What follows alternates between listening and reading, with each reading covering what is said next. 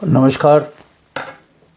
नमस्कार दोस्तों, आज हम फिर से एक नए सब्जेक्ट के साथ आए हैं और आज हम बात करेंगे जो जो नियम हैं, 3 जो हमारे क्रिमिनल लॉज नए बने हैं उनमें से एक है भारतीय साक्ष्य अधिनियम, जिसको पहले कहते थे इंडियन एविडेंस एक्ट। अब इसमें क्या बदलाव हुए हैं इसकी आज हम चर्चा करेंगे। अभी जो चल रहा है वो एक्ट जो है 1872 का इंडियन एविडेंस एक्ट है। उसको ये भारतीय साक्ष्य अधिनियम 2023 इसको बदलेगा।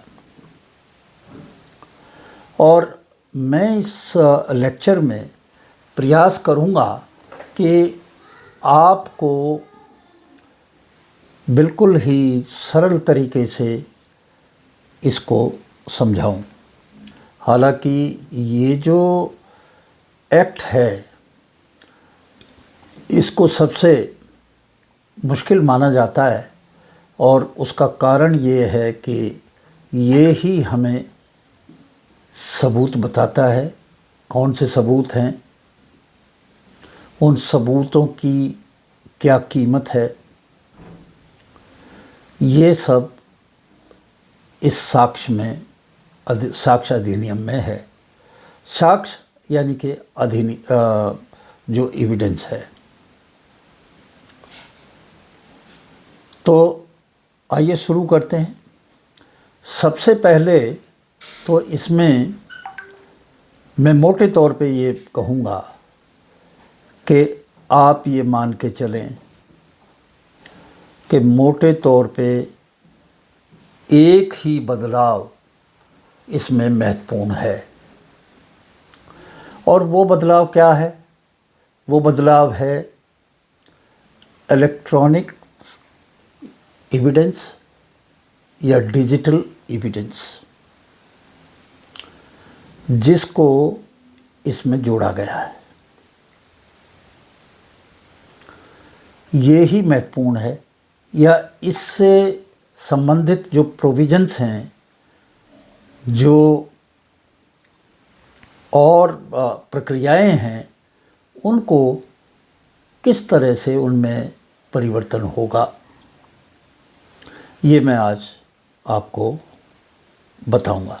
तो पहली बात कि केवल इसमें जो है आप एक चीज़ अभी याद रखें, वही महत्वपूर्ण है कि भाई इलेक्ट्रॉनिक एविडेंस जो है वो इसमें प्रमुखता से उसकी बात की गई। अब जब हम ये बात कहते हैं इलेक्ट्रॉनिक एविडेंस, तो सबसे पहला सवाल ये उठता है कि साहब इसका तो पहले भी जो एविडेंस एक्ट था उसमें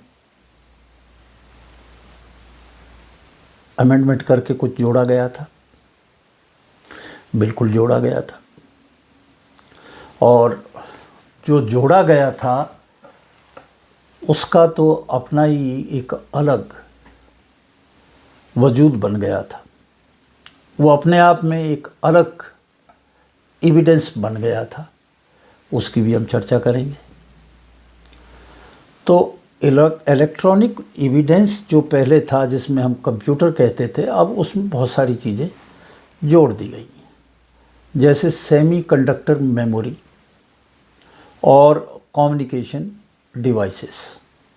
अब सेमी जो कंडक्टर को मोटे तौर पे कहें तो जिस भी डिवाइस में ये है वो इसमें जुड़ गया।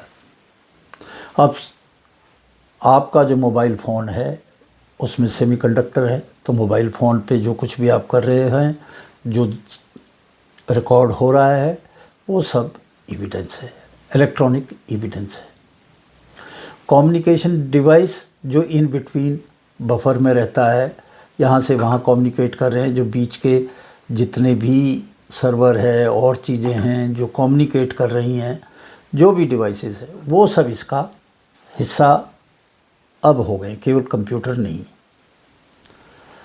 अब ये तो मैंने आपको थोड़ा सा क्लियर किया, क्योंकि आजकल लोग मोबाइल फ़ोन जो है ज़्यादा है, हर वक्त जेब में होता है, कहीं भी जा रहे हैं, कुछ हो रहा है, फट से निकाल के उसकी रिकॉर्डिंग कर ली।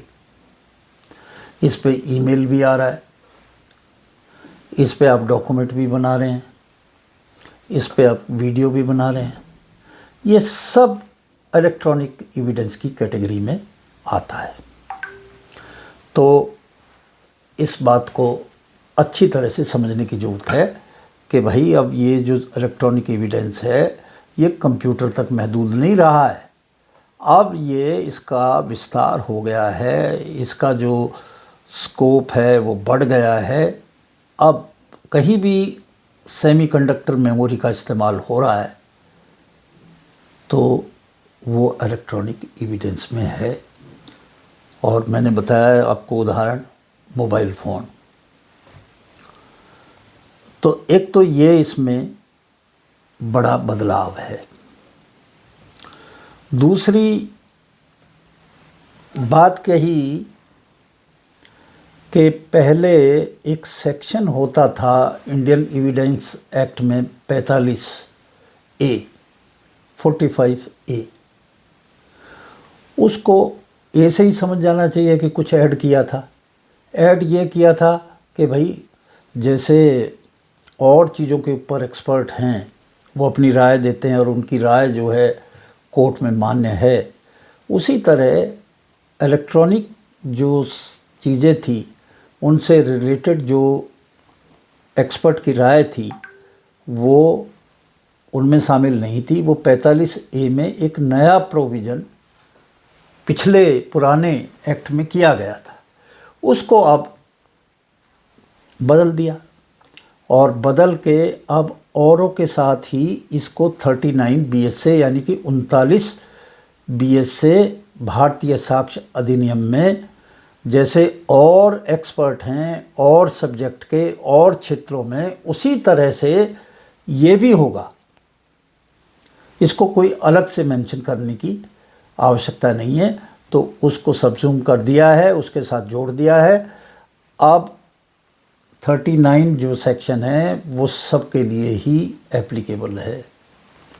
कंप्यूटर के लिए, डिजिटल इलेक्ट्रॉनिक एविडेंस के लिए अलग से करने की आवश्यकता नहीं है।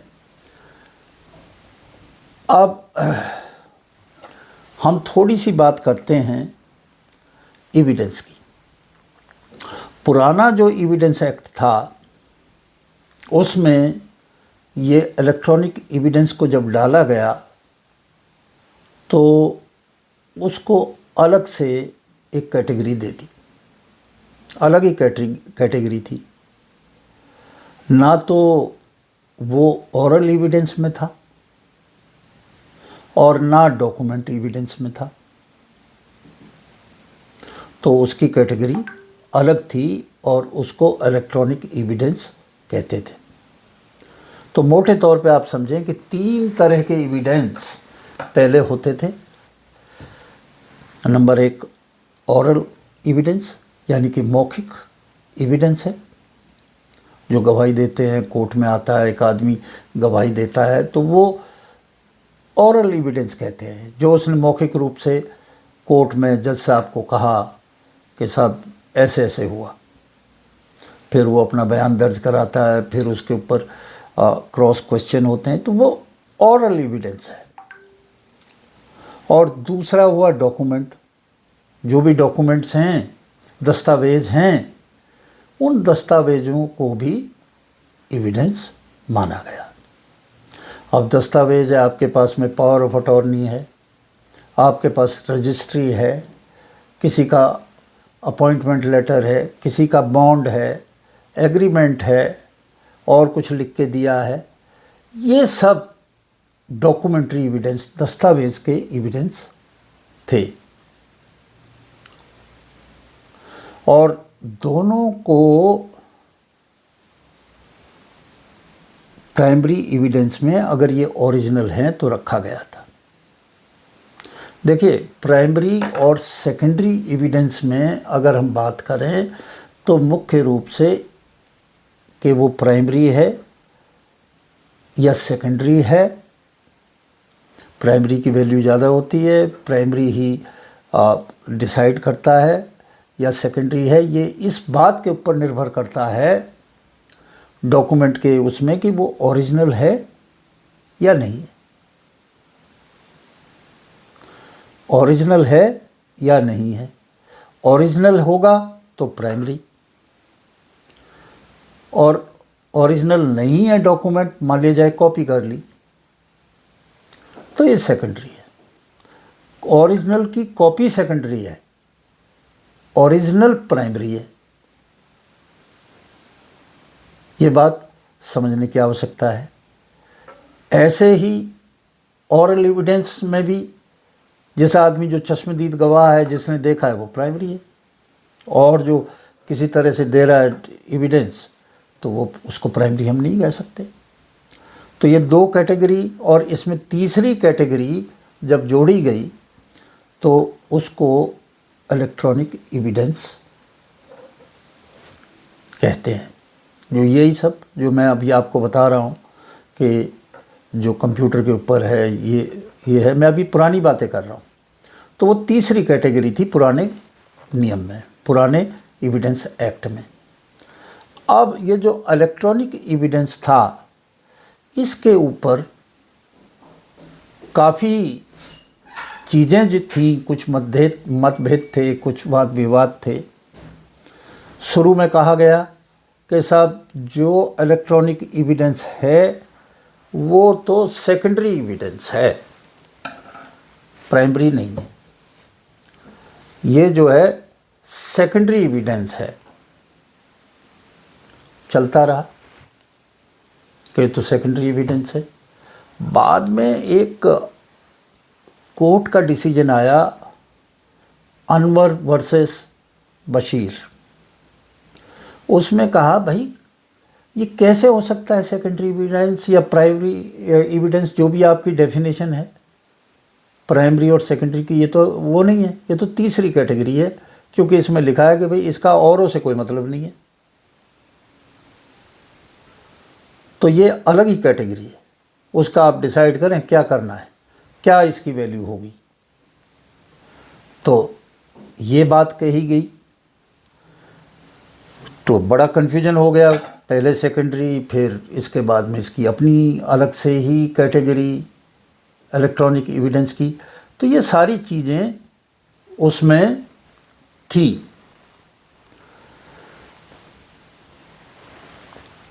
अब इसमें जो था अलग से जो प्रोविज़न किए गए थे इलेक्ट्रॉनिक एविडेंस में पिछले नियम में, वो था सेक्शन 65A और सेक्शन 65B।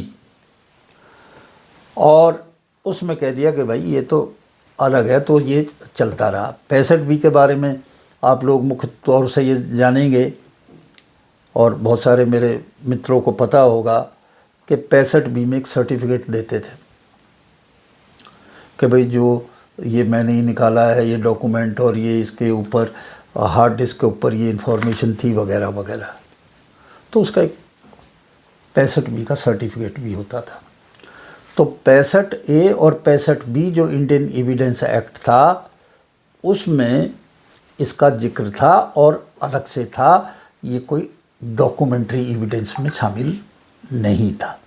मैं ये बातें आपको आस्ते आस्ते बता रहा हूँ कि फ़र्क क्या है पहले जो इलेक्ट्रॉनिक एविडेंस था और अब जो है उसमें जो नया जो नियम है BSA, उसमें क्या है। तो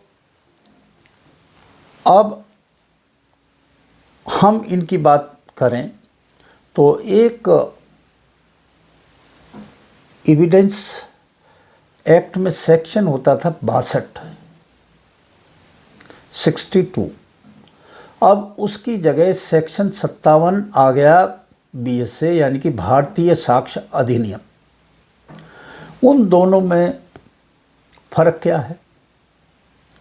फ़र्क है कि जो एक्सप्लेनेशंस दिए गए हैं, जो स्पष्टीकरण दिए गए हैं, लॉ में स्पष्टीकरण भी होते हैं कि ये ऊपर उसकी लैंग्वेज आ गई कि लॉ ये है, इस सेक्शन का वर्डिंग, शब्द ये हैं, और उनको स्पष्ट करने के लिए कुछ एक्सप्लेनेशन नीचे दिए जाते हैं जिसको उसका ही हम हिस्सा मानते हैं और उसको देखते हैं। तो इसमें मोटे तौर पे अब हम देखें कि क्या बदलाव हुए। ये बड़े महत्वपूर्ण बदलाव हैं यहाँ पे। अगर हम एक्सप्लेनेशन नंबर 4 देखें 57 BSA का, 57 BSA भारतीय साक्ष्य अधिनियम का चौथा हिस्सा देखें, ये सबसे ज़्यादा महत्वपूर्ण बातें मैं एक आम इंसान के लिए भी कह रहा हूँ और जो मेरे भाई प्रोफेशनल्स हैं उनके लिए भी बता रहा हूँ। अब प्राइमरी एविडेंस वहाँ क्या था? एक प्राइमरी एविडेंस है, किसी की रजिस्ट्री हुई, एक डॉक्यूमेंट है, जो भी है उसका एक डॉक्यूमेंट है, वो ओरिजिनल है, वो उसका प्राइमरी है। अब यहाँ इन्होंने कहा भाई अब अगर आप ये सेमीकंडक्टर मेमोरी इलेक्ट्रॉनिक एविडेंस को लेके आओगे तो आपको बहुत कुछ चेंज भी करना पड़ेगा। अब इसमें जो चेंज किया वो ये कि एक इलेक्ट्रॉनिक एविडेंस एक से ज़्यादा जगह यदि उसी समय पे एक ही समय पे दर्ज हो रहा है, भी मान लिया जाए उसी वक्त मैं भी रिकॉर्ड कर रहा हूँ, मोबाइल के अंदर भी रिकॉर्ड हो रहा है, मोबाइल से कोई लीड जाके उसका कंप्यूटर पे भी हो रहा है, या कहीं कोई क्लाउड है या कहीं हो रहा है, मान लिया जाए थोड़ी देर के लिए, तो ये सब जगह एक ही साथ वो इलेक्ट्रॉनिक एविडेंस जो क्रिएट हो रहा है, बन रहा है एक ही साथ। तो सवाल उठता है कि साहब ये इनमें से ओरिजिनल कौन सा होगा? ये तो 10 जगह हो रहा है, तो इसमें ओरिजिनल जो इलेक्ट्रॉनिक रिकॉर्ड है उसको किसको माना जाएगा? क्योंकि ओरिजिनली तो प्राइमरी बनेगा। अब यहाँ तो बहुत सारे हो जाए, तो उसको यहाँ पे स्पष्ट किया गया है, और वो स्पष्टीकरण ये एक्सप्लेनेशन नंबर 4 यानी कि 4 में सेक्शन 57 जो BSA है उसमें स्पष्ट किया गया है। अगर एक इलेक्ट्रॉनिक एविडेंस एक से ज़्यादा जगह रिकॉर्ड हो रहा है एक ही साथ, तो वो जितने भी जगह रिकॉर्ड हो रहा है वो सबको ओरिजिनल माना जाएगा। मैं फिर से रिपीट करता हूँ, कोई भी चीज़, कोई भी रिकॉर्डिंग, अब यहाँ थोड़े तौर पे मान लिया जाए वीडियो रिकॉर्डिंग मान लो, एक जगह से एक कैमरे की फीड जा रही है बहुत सारी जगह, या मान लिया जाए कि एक फीड दिल्ली में है, उसी कैमरे की एक फीड बॉम्बे में है, एक मद्रास में है, अलग अलग जगह रिकॉर्ड हो रहा है। अब जो वो रिकॉर्ड हो रहा है साथ के साथ, वर्ड है साइमल्टेनियसली, यानी कि एक साथ, एक ही साथ, यहाँ हो रहा है वहाँ हो रहा है, सब जगह हो रहा है, तो कौन सा ओरिजिनल होगा? यहाँ पे इस नए नियम में ये स्पष्टीकरण दिया गया है कि वो सारे के सारे जिसमें एक साथ रिकॉर्ड हो रहा है वो सब ओरिजिनल है रिकॉर्डिंग, और सबको प्राइमरी एविडेंस माना जाएगा। इसको इस तरह से समझने की आवश्यकता है। अब हम आगे चलें, यदि एक्सप्लेनेशन 5 की बात करें, स्पष्टीकरण 5 जो कि सेक्शन 57 BSA का है, तो वो कहता है कि जो प्राइमरी एविडेंस है वो प्राइमरी एविडेंस है जब तक कि कोई आदमी उसको डिस्प्यूट ना करे, वो कहता है कि साहब जो स्पष्टीकरण है इलेक्ट्रॉनिक एविडेंस प्रोड्यूस कर रहे हैं, जो रिकॉर्ड हुआ है उस बारे में ओरिजिनल, वो प्राइमरी एविडेंस माना जाएगा जब तक कि कोई उसको डिस्प्यूट ना कर दे। वो कहता है साहब ऐसे नहीं कर, बोलता नहीं साहब ये तो रिकॉर्डिंग इसकी ऐसे है, गलत है, गलत है। अब जो डिस्प्यूट कर रहा है उस चीज़ को, जो उसके कहता है कि ये गलत है, तो ये जो आदमी जिसने ये एविडेंस दिया है उसको ये साबित करने की ज़रूरत नहीं है कि ये ओरिजिनल नहीं है, ये ओरिजिनल है, ये साबित करने की ज़रूरत नहीं, बल्कि जो दूसरा जो इसको मान नहीं रहा है उसको ये साबित करना पड़ेगा कि साहब ये गलत है, ये ठीक नहीं है। इसको कहते burden of proof. Burden of proof कि प्रूव करने का बर्डन यानी कि बोझ किसके ऊपर है? उसके ऊपर जो उसको मान नहीं रहा है, उसके नहीं जो प्रोड्यूस कर रहा है, बल्कि जो जिसने उसको नहीं माना वो करेगा। 57 सेक्शन का BSA का। अब जो 6 है एक्सप्लेनेशन 6 57 का, जैसे उसमें कहा था कि भाई इलेक्ट्रॉनिक एविडेंस सब जगह हो रहा है, ऐसे ही वीडियो रिकॉर्डिंग भी हो सकती है। तो वीडियो रिकॉर्डिंग भी जैसा मैंने उसमें उदाहरण भी दिया था, तो वो अगर एक से ज़्यादा जगह हो रही है तो वो सारी प्राइमरी एविडेंस उसको माना जाएगा। अब एक्सप्लेनेशन 7 स्पष्टीकरण 7 सेक्शन 57 का, ये बड़ा महत्वपूर्ण है। यह महत्वपूर्ण ये है कि एक ही डिवाइस है, यानी कि एक ही मशीन है, एक ही कंप्यूटर या एक ही चीज़ है। अरे भाई एक पे भी तो एक से ज़्यादा जगह वो रिकॉर्ड हो सकता है, कोई ज़रूरी तो नहीं है कि एक डिवाइस पे एक ही जगह होगा। तो उसके बारे में क्या कहा जाएगा कि कौन सा प्राइमरी एविडेंस है? उसके लिए भी यही कहा गया कि अगर एक साथ एक डिवाइस में भी एक चीज़ में भी अलग अलग रिकॉर्ड हो रहा है साथ साथ, तो वो जितनी भी जगह हो रहा है वो सब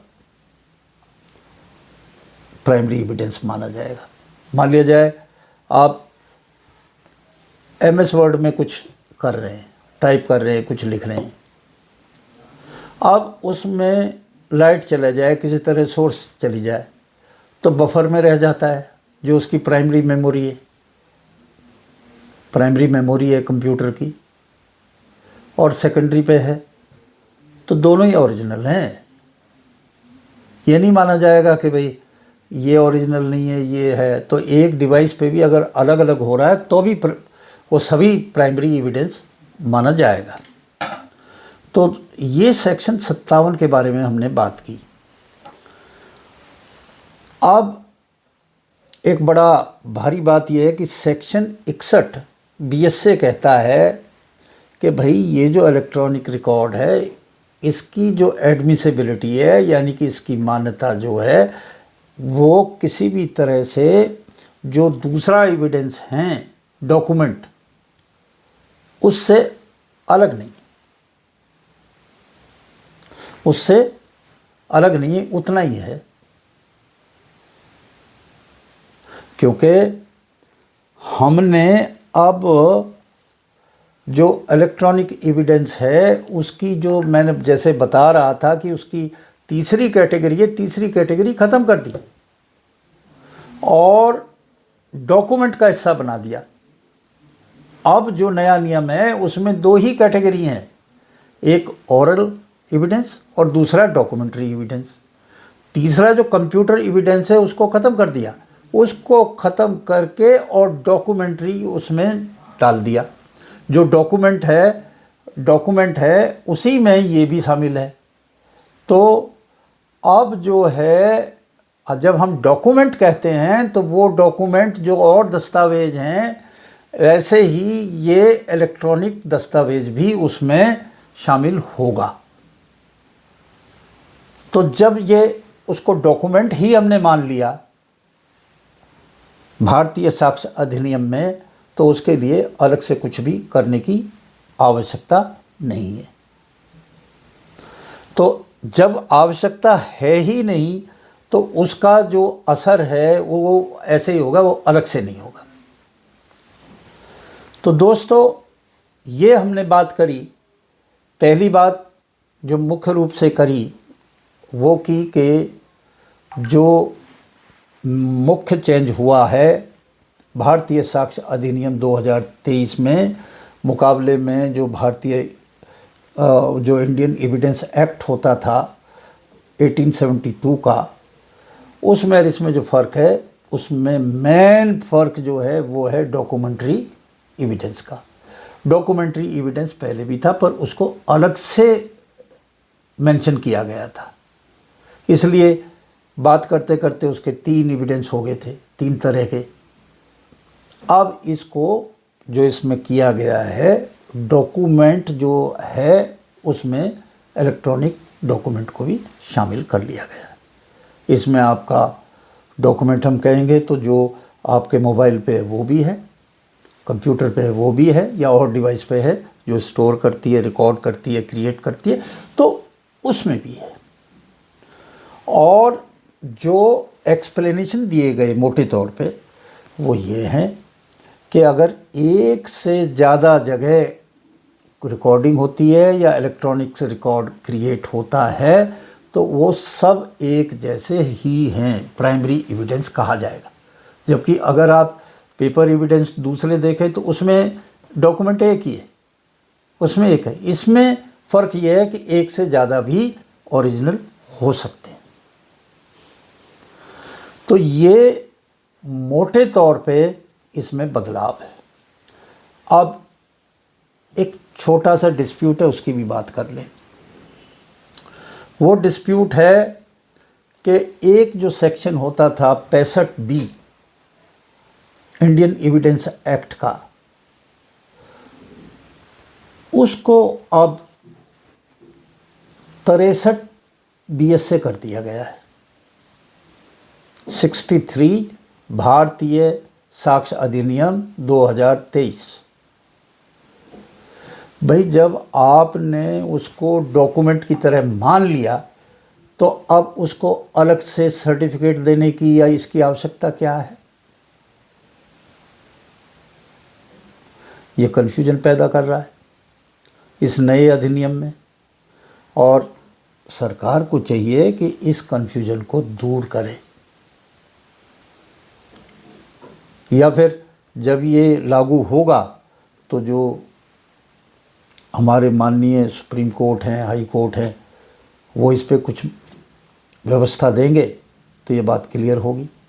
अब आपने उसके बराबर भी मान लिया और अलग से फिर से एक चीज़ जोड़ दी कि भाई इसमें सर्टिफिकेट जो है वो ऐसे ही होगा जैसे पहले, क्योंकि जो 65B है और जो 63BS से है, इन दोनों में लैंग्वेज में कुछ भी फ़र्क नहीं है पुराने और नए में, बल्कि बस एक थोड़ा सा चेंज ये किया है कि उसमें जो फॉर्मेट था, फॉर्म जो सर्टिफिकेट का था वो डिसाइड नहीं था, इसमें इन्होंने शेड्यूल में दे दिया।